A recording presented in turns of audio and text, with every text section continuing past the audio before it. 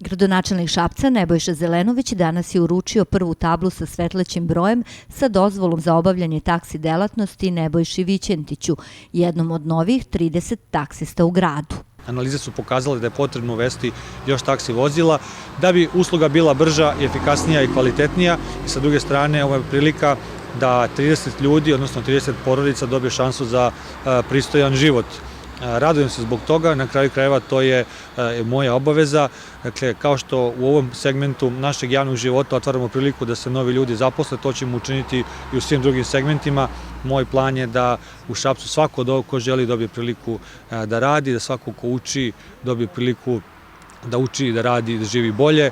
Dakle, to je ono što radim u Šapcu i zaista očekujem od ljudi koji su dobili priliku da budu taksi vozači danas da to urade na najbolji način u interesu naših građana. Zadovoljstvo je obostrano, a kako je izjavio novi taksi prevoznik Nebojša Vićentić, pomoć i podrška grada bili su od presudnog značaja za dobijanje nove dozvole za obavljanje ove delatnosti.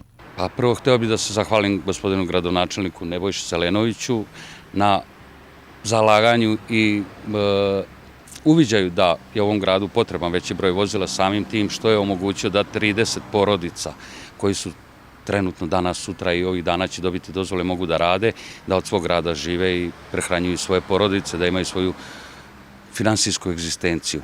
U toku narednih dana očekuje se da će i ostali novi taksisti dobiti svoje dozvole i započeti sa radom.